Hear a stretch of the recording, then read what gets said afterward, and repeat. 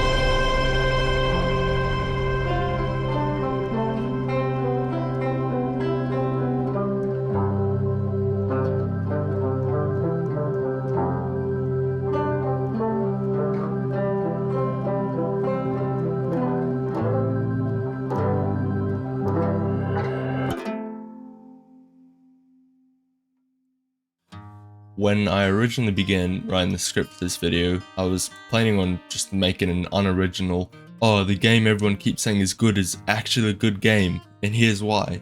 But after beating the main game and the DLC, I developed a more personal connection to this game, and there's no other piece of media that has affected me as much as Outer Wilds.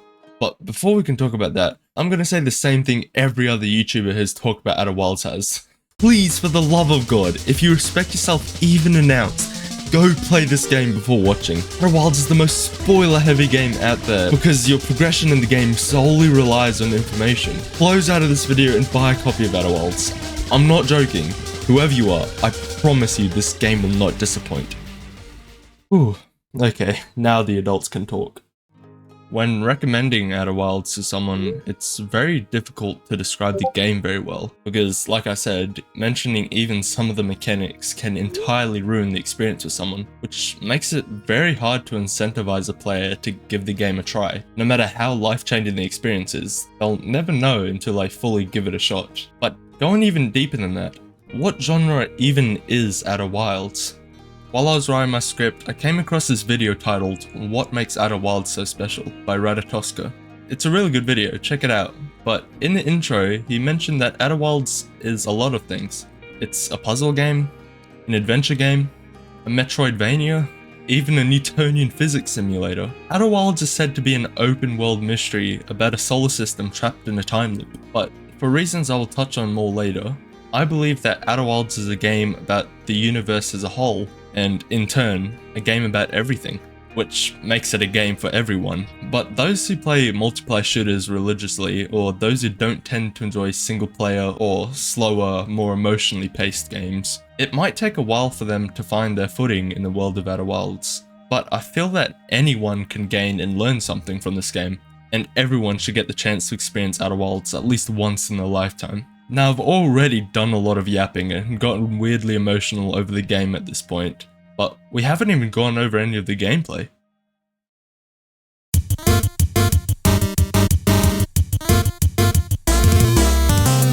When you start your expedition and wake up for the first of many times through your playthrough, the very first thing you see is this explosion that propels a weird little glowing orb through space. From the very beginning you open your eyes in the game, you are already given something to question and discover, and this is what Outer Wilds does best. It gives you a few tidbits of basic info, but every little note or slice of information usually brings up more questions than answers, which leads you to dive deeper into the world and its lore. And with the non-linear way the story is explored through, this system is simply fantastic. But we're getting ahead of ourselves. If you talk to the fella next to you, he gives you one of the only necessary quests in the game, to find the launch codes. If you explore more around the village you wake up in, you find a bunch of little activities and tutorials to teach the player every single thing they'll need on their journey. You learn how to fly the ship through a smaller model ship.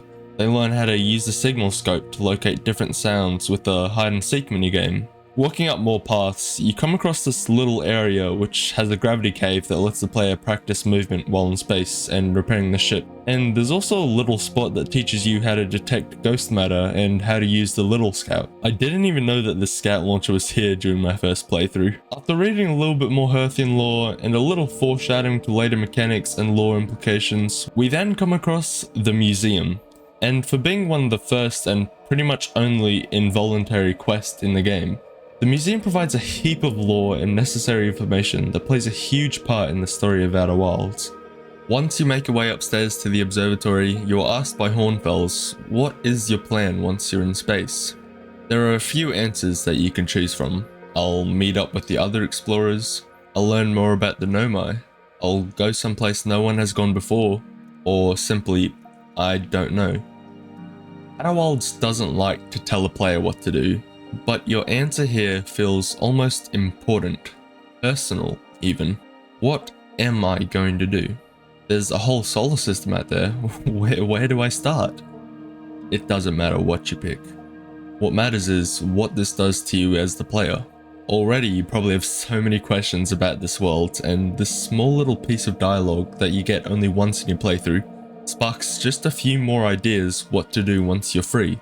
It sort of leads the player in the beginning, otherwise they may feel overwhelmed or lost once they actually start exploring. Now that you have the launch codes, the world is in the palm of your hands. Then you get your memory sucked up from the statue, the sun explodes, you die over and over again, you discover how the Nomais all die, you get jump scared in Dark Bramble, and the universe begins dying. But that's a story for another time. For a game about a solar system, it's a wonder I haven't mentioned many of the planets yet.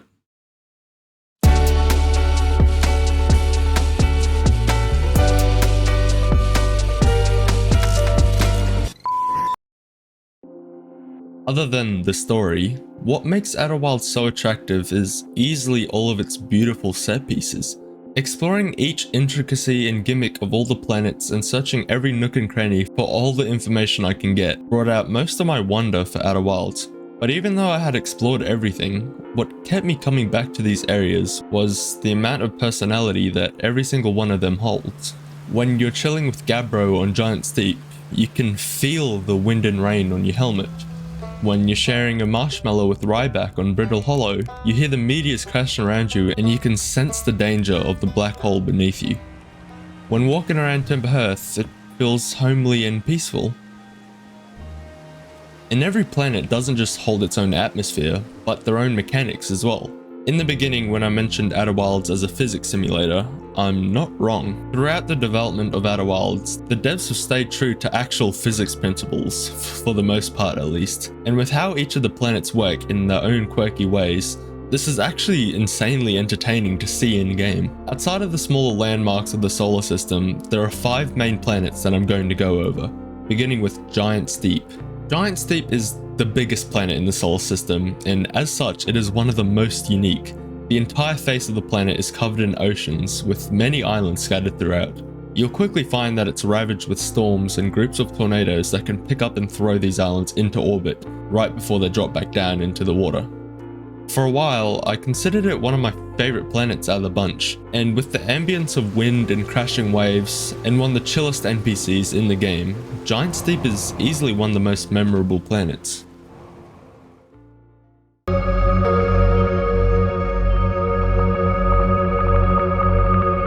Aside from the large amount of important lore elements scattered across both the surface and underside of Brittle Hollow, what makes it stand out is obviously the very large black hole in the core of the planet. As time passes, its own moon throws down asteroids that break off different parts of the planet, which then get sucked into the black hole and out through the white hole at the opposite end of the solar system. There's just something poetic about its own moon causing its own destruction. But this creates an interesting dynamic to traversing Brittle Hollow, as if you're too late, some parts of the planet may be cut off due to being destroyed. And even the black hole itself can be a little bit of a nuisance, but flying around its gravitational pull can be really fun. Plus, Ryback is by far the best homie. Speaking of homies, the Hourglass twins are both complete besties. They're what you call a binary system, which is when two planets orbit each other around a common center of mass that is not located within the interior of either planet, or basically a double planet. Amber Twin is completely rock, and Ash Twin is covered in sand. Because of their wacky orbit, over time, sand falls from Ash Twin over to Amber Twin, which not only looks cool, but affects gameplay in a huge way. Ash Twin will start revealing new areas as the sand is removed, while Ember Twin's caves gets filled up with this new sand, which also puts a time limit on your exploring before you get crushed. And although Chert is the most forgettable character, I didn't even visit them on my first playthrough, they're still pretty cool. You might know Dark Bramble as the planet with the... and it is one of the scariest places to be, at least in the main game.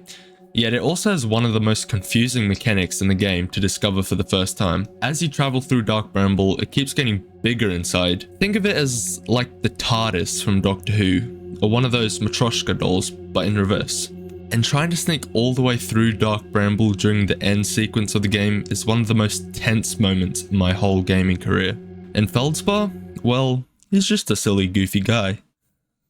And last but certainly not least, we have Timber Hearth, which you always visit at the start of each run, but I honestly spent the least amount of time exploring it in my playthrough, even though it's the most gorgeous planet.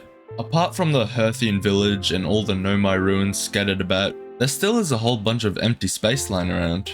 But Timber Hearth has one thing that all the other planets don't. The best planet theme in the game, baby! Hold up, this song is so banging, let me play it for you myself.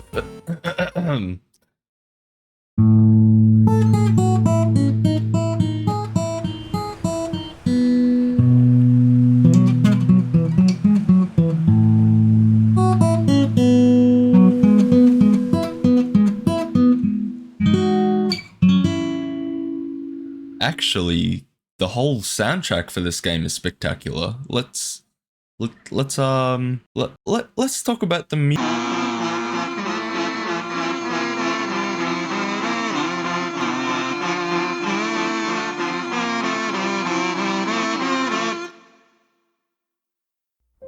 The amount of care and love that has been poured into the tracks of Outer Wilds makes its soundtrack one of the most memorable ones I've ever had the graces of listening to. It's really hard to explain the emotions and personality that all the areas and sequences of events of Outer Wilds generate simply due to the music playing. When the track End Times begins, you already know what's coming, and this sense of dread overwhelms you as you understand you cannot stop the destruction that is coming.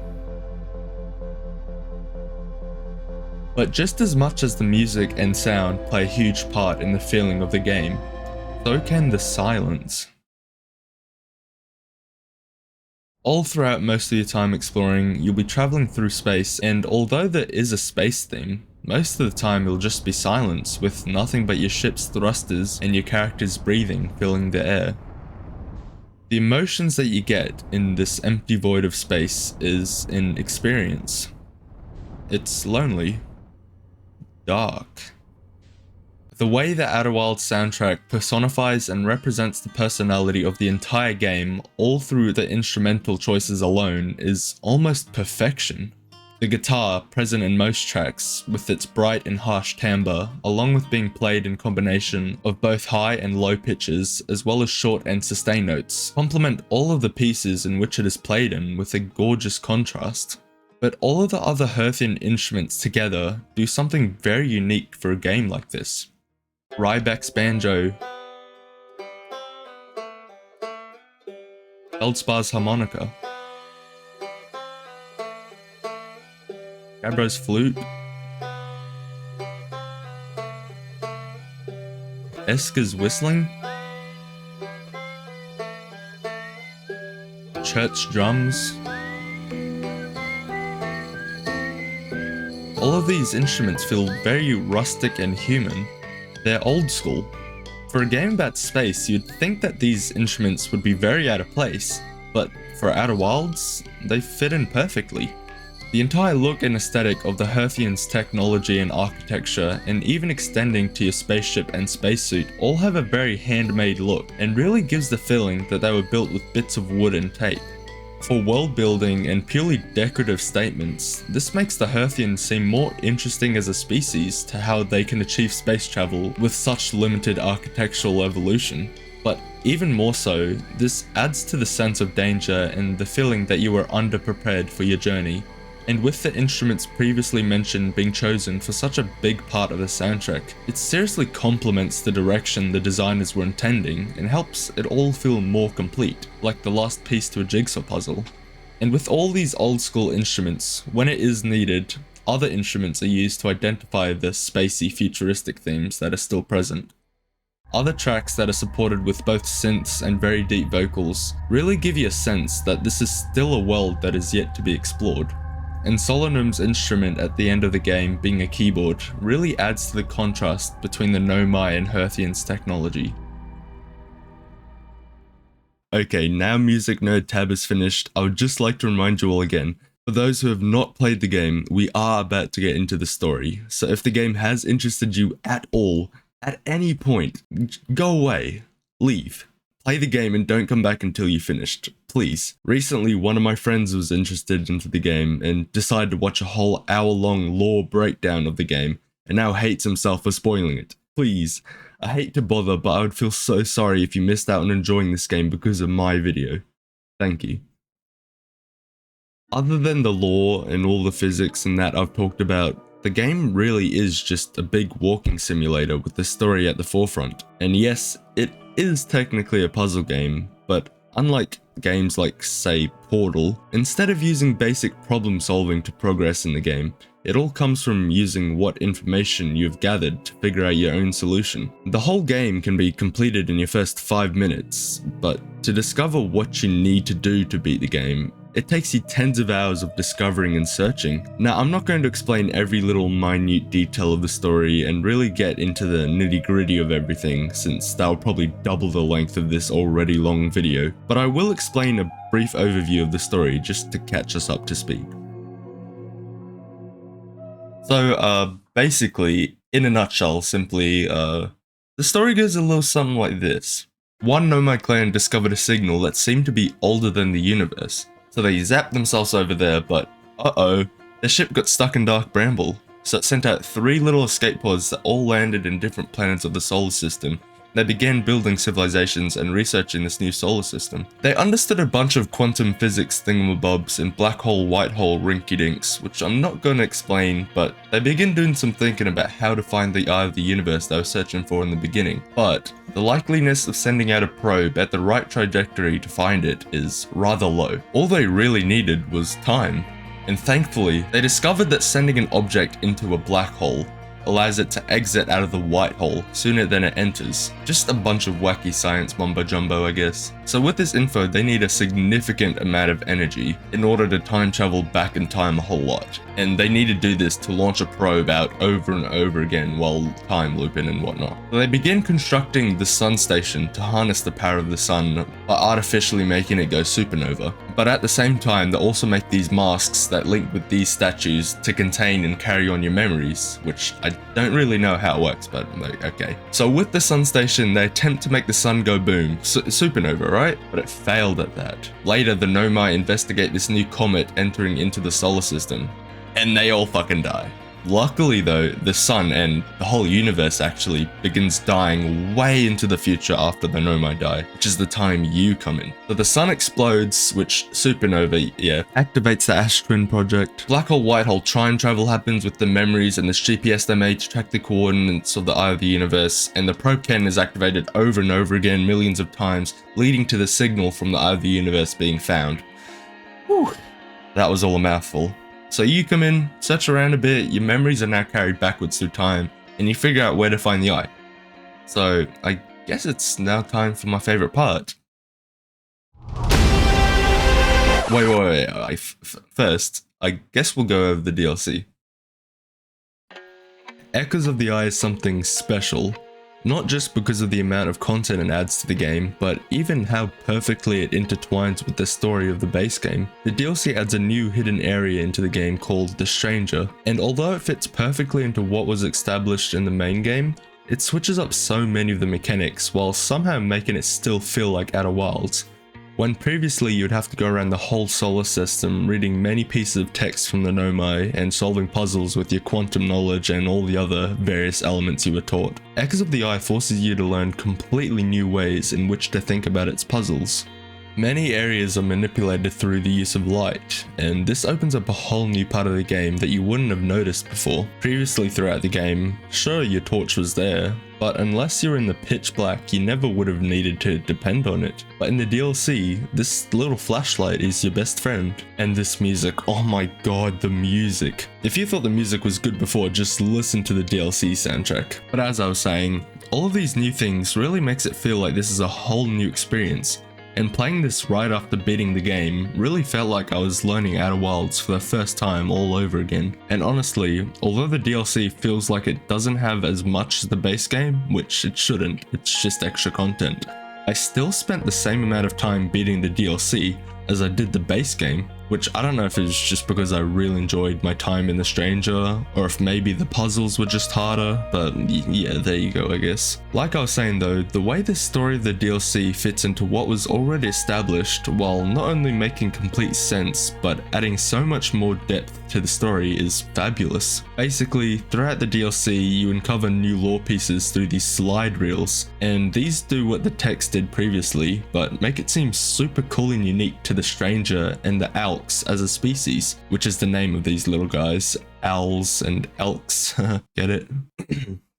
To briefly explain the story of the DLC, basically way before the Nomai, the Elks found the other universe first, and although they were very attached to the home planet, this gave them a reason to leave and figure out what the hell this thing is. So they used up all of their planet's resources to build a giant ship, and they left their solar system behind in search of the Eye. As they got closer however, they saw that the Eye held the end of the universe as they knew it. Enraged by their sacrifices for it, they burned their shrines and constructed a device to contain the signal of the Eye, so no other civilizations could make the same mistake they did, and they also covered the ship with a cloaking system. They then became upset and homesick, and although in the ship they built a place so close to the image of the home planet, it soon became an image of their foolish mistakes. So with their technology, they then began creating an artificial digital simulation of their planet that they could enter as they slept, which we call the dream time. After living in this place for a while, one of the Elks didn't like living in fear all the time,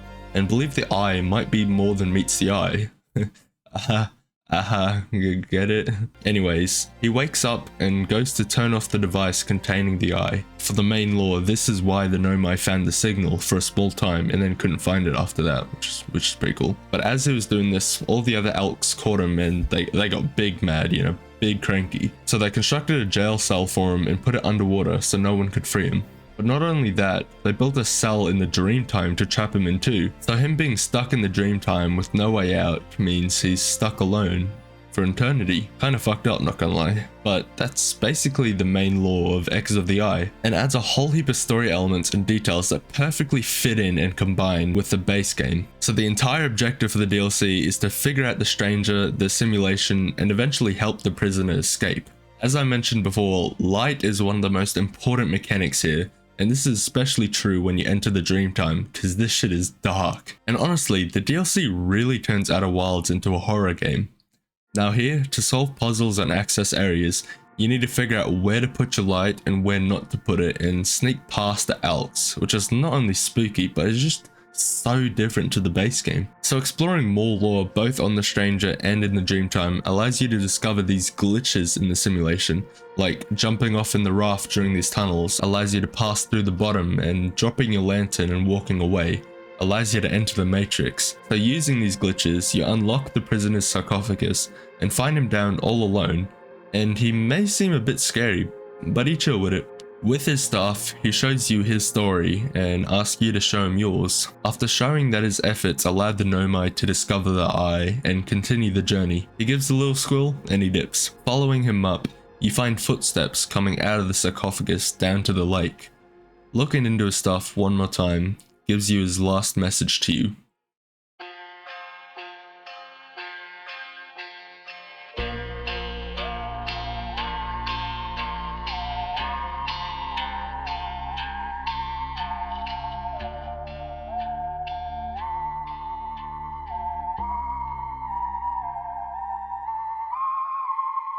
No. So yeah, in conclusion, Outer Wilds Echoes of the Eye, 10 out of 10.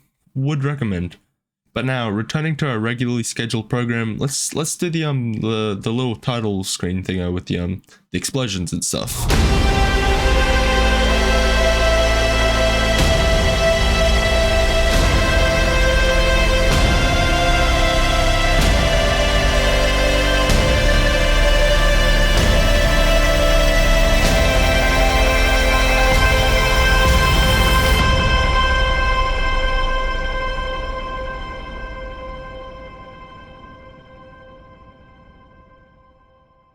When I tell you this is the most beautiful ending in a video game, it's an understatement.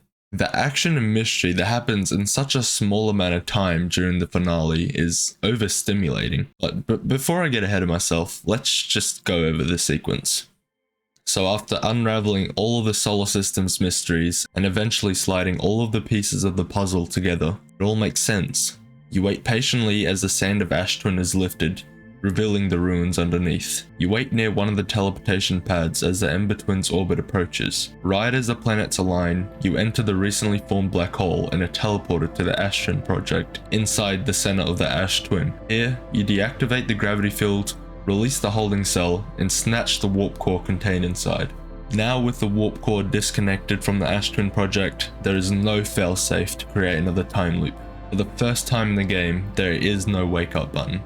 From here, you teleport back to the surface, strap into your ship, and rush to Dark Bramble. Once inside, you navigate to the core of the planet while not making a peep. Entering the final Bramble seed, you approach the vessel, and after making your way to the control room and placing the warp core, you dot in the coordinates to the Eye of the Universe. Here, you stand before maximum uncertainty. You move forward, towards the storm ahead. Lightning flashes all around. As you stand here in the eye of the storm, the Eye of the Universe, you step forward. You fall until you're back at the museum. Making your way up top, where you expect to find Hornfowls asking you about your journey into the universe ahead. Now you find the universe waiting for you, just sitting there. Looking into it, you zoom past the museum, past the Eye of the Universe, and here you are as a conscious observer, looking into the universe. You watch as it perishes, and you fall into a forest. You walk around as the rest of the universes around you perish, and there you are, left in the dark. You pull out your signal scope and you hear something. Breathing. Moving closer, you see yourself, and you are replaced with a tree. Flashing light on and off while using your quantum knowledge learnt in the game, the tree turns slowly into a campfire. Doing the same, Esker appears and asks you simply, "Do you hear music?" Now using a signal scope again, you hear Ryback's banjo nearby and you discover the Nomai ruins. Doing the same as before, the ruins decay and you find Ryback's banjo and gather it. Returning to the campfire, Ryback tells you it's not quite time yet and to collect the others. Now pulling your signal scope back out, you find the other signals.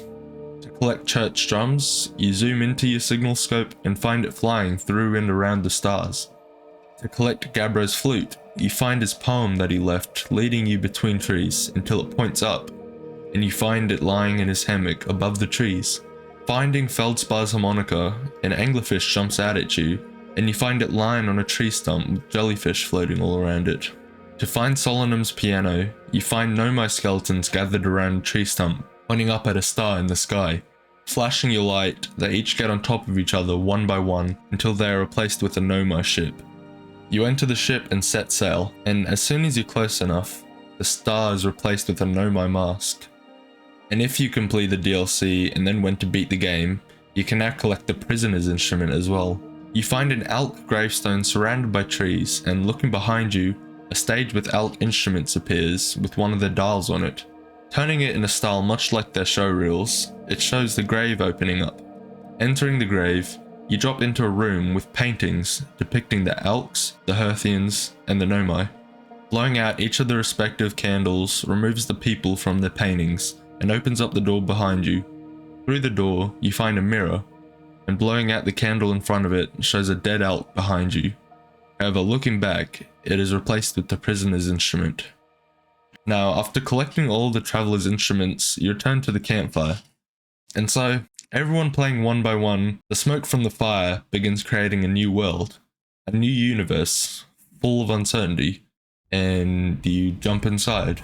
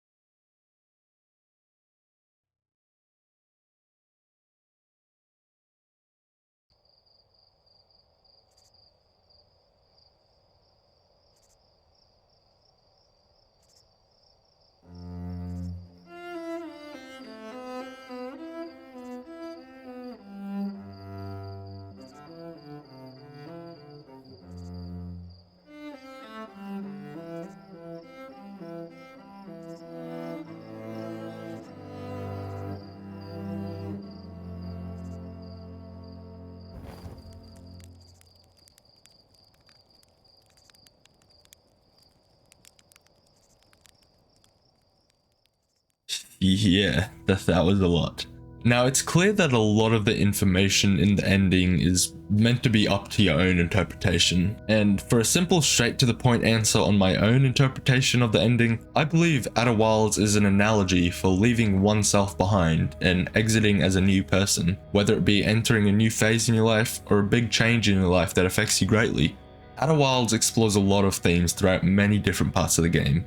Love, friendship, fear, and death are all just some of them, and I believe that collecting the traveler's instruments and the personalities of the characters is meant to represent these themes. Eskar, being the first to appear, is alone in the silence and the darkness, which is what his character is about. He lives alone on the moon, forgotten, and the rare company he gets from time to time, he always cherishes. Further on, we get to Ryback. His banjo we find hunkered down in the Nomai ruins, locked away from the rest of the world, which is as he does under Brittle Hollow, just sits there as he's too scared to exit or explore the rest of the planet out of fear. Finding church drums, you look out to the stars, as she loved doing. However, after discovering that her own star led to our eventual death, it broke her.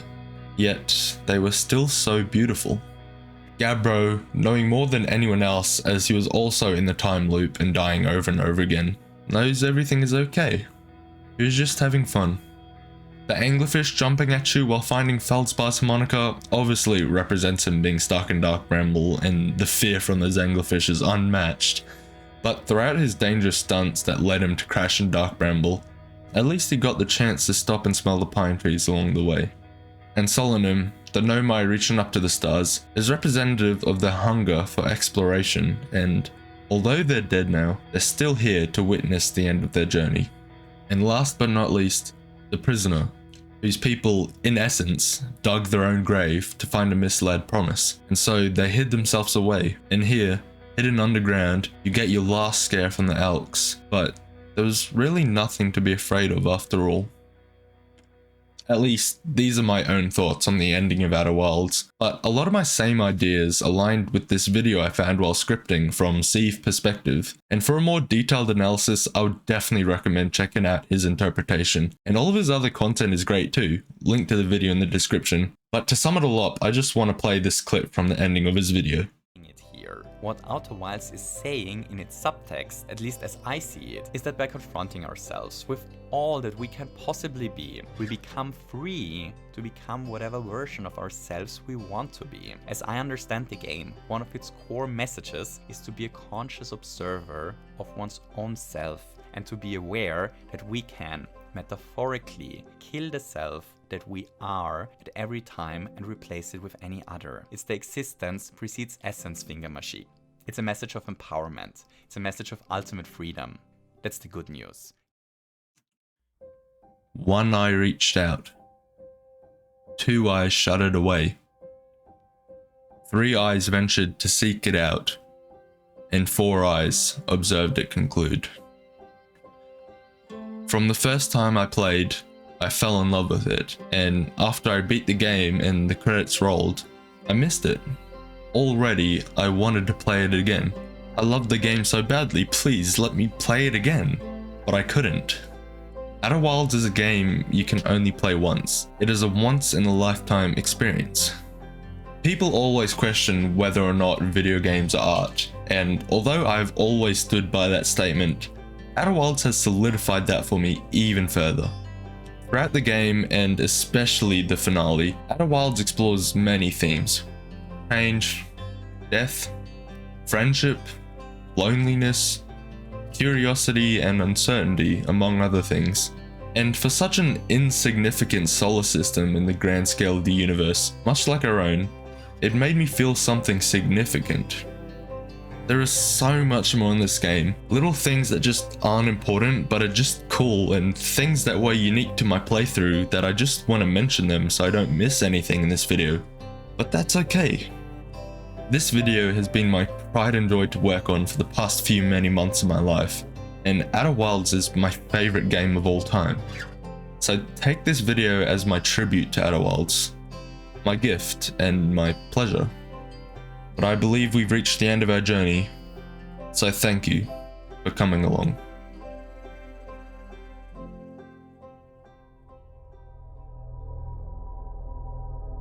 Wait, what's going on? Wait, no, wait, stop it!